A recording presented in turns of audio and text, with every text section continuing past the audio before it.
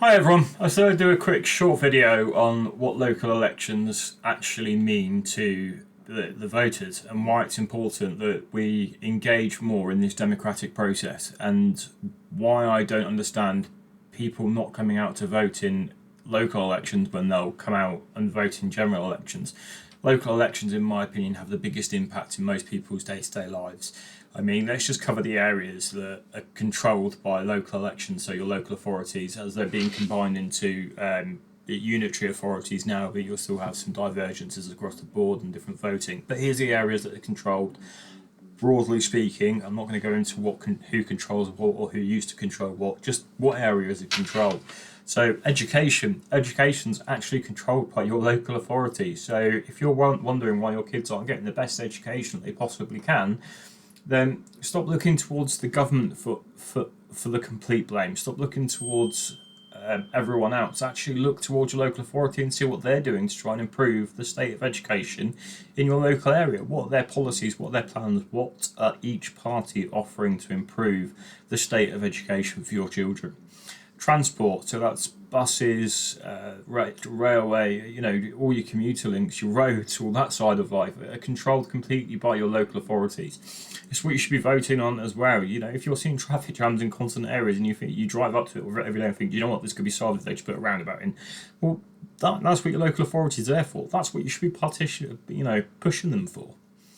Planning, so the given the green light for big businesses to put up those annoying flats etc in the middle of your town as opposed to shops and that stuff. That's again your local authority. Fire and public safety, so a massive one. I'm not going to go over the issues, but people know that fire and public safety is a huge area of concern.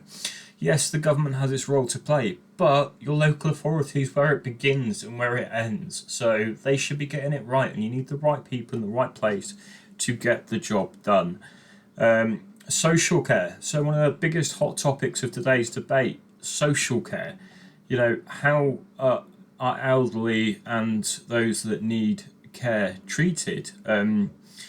I won't go into details, but I'm registered disabled, I've got a blue badge, all that good stuff. I mean, there's something very, very close to my heart, because eventually I could be in the situation where I need social care. So I look closely at what each party's offering, what each party's putting on the table when it comes to social care.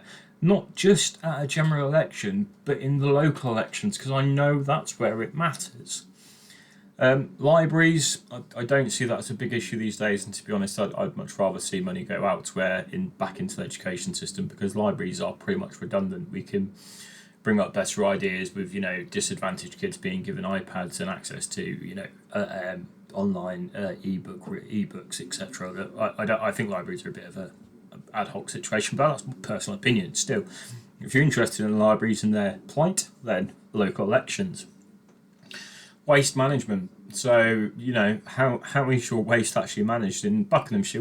It's done very well. So we actually use the waste that we collect to power our streetlights.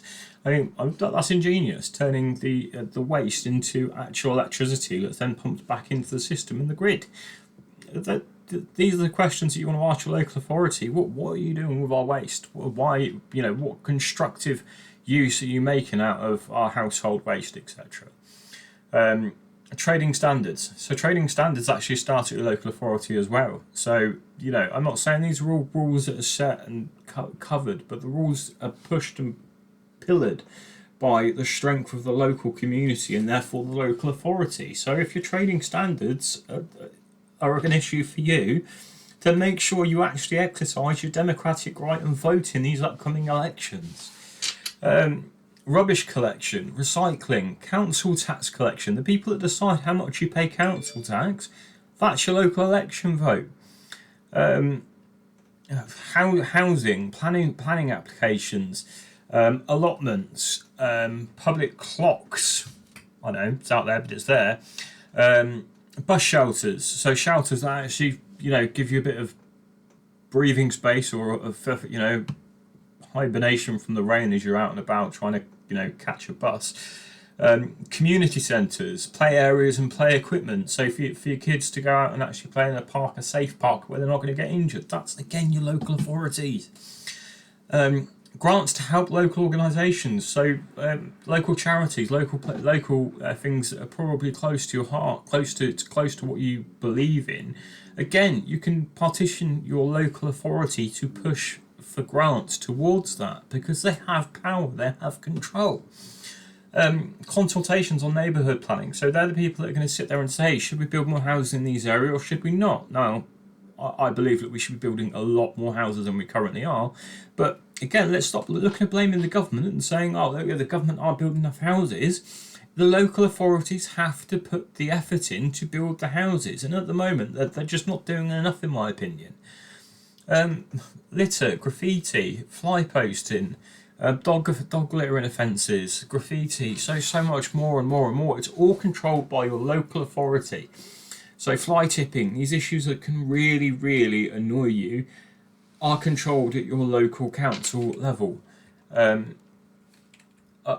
There's loads more that I could bring up, but I've just rattled off those off the top of my head. So it becomes different when you look at the devolved administrations. They actually have more power, so they can start looking at your NHS, how the NHS is run, how the entire health system integrates. The SNP, for instance, have taken most of these powers and taken them away from the local authorities and put them inside their own little bubble because that's where the SNP like it, because it's easier to have centralised control as opposed to devolved control, while they demand for more devolved powers that they can't take on. Long story. The mayor of London, for instance, has considerable power, and so do regional mayors. They're gathering more and more power as time goes on, and I think that's a great thing because the less power that's centralised in Westminster and gets out to the local areas can deal with local issues. And we can stop being as partisan when we turn around to Westminster. They should basically be there to be dealing with foreign and serious level issues, high level issues, and we can stop turning around and saying it's Westminster's fault my bins weren't collected on Tuesday. Well, it's not. It's your local authority. So if you live in an area that your local authority doesn't listen to, isn't interested in what you have to say, then exercise your right and make your voice be known to them. These elections are what impact your life more than you realise, and yet we have low turnouts for them. But in a general election, people will turn out and they'll vote based on issues that aren't even related to that local election. For instance, the NHS is on the cards more now in this election than it is in a general election, because yes, while each party will promise I'm going to give X amount of billions more to the NHS to fill the black pit because I can't be bothered to look at the waste and the stupidity in the management, and I say this as someone that supports an NHS trust in my role as an IT major incident manager. So I know the waste, I know the issues. There's loads of money that could be saved. I don't. There's no point hiding from this. But rather than tackling that, we all just say, let's throw more money at this bottomless pit that will become a bottomless pit. It's like the perfect argument for and against socialism. Look how good the NHS is. It's a socialist project. See, if we had more socialist projects like this, it would be great, yes, but we're spending £140 billion a year, I believe it is, on maintaining this socialist project, and you're still complaining that it's not up to scratch or it's not good enough. Our outcomes are poor and the waiting times are ridiculous, and since COVID it's only got worse and worse and worse. And I speak as someone that's waiting for appointments. Thankfully I've got an appointment coming up in 4 days and I can't bloody wait for it because I've been in absolute agony waiting for this appointment. But that's my life, and I deal with that, and I don't judge individual parties or policies for this. I judge mainly the management and the structural systems of the NHS that people are unwilling to change. Until we have that bigger, wider collaborative debate on what we actually believe our future of the National Health Service should be, nothing's going to change in this area anyway. But these elections are important. People should vote in them. This has been pretty much off the cuff, as always, and as my YouTube videos will always be.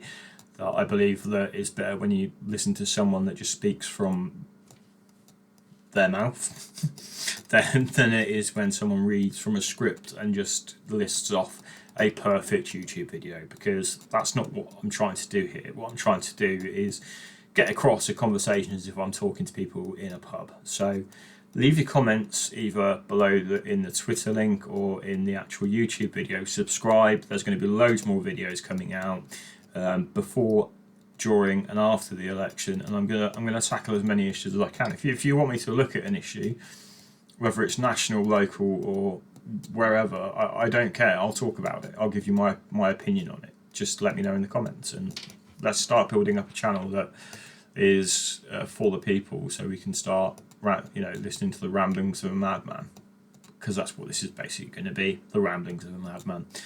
Enjoy. I hope you've enjoyed this, and I look forward to reading the comments. They're always fun. Hope you've had good weekends.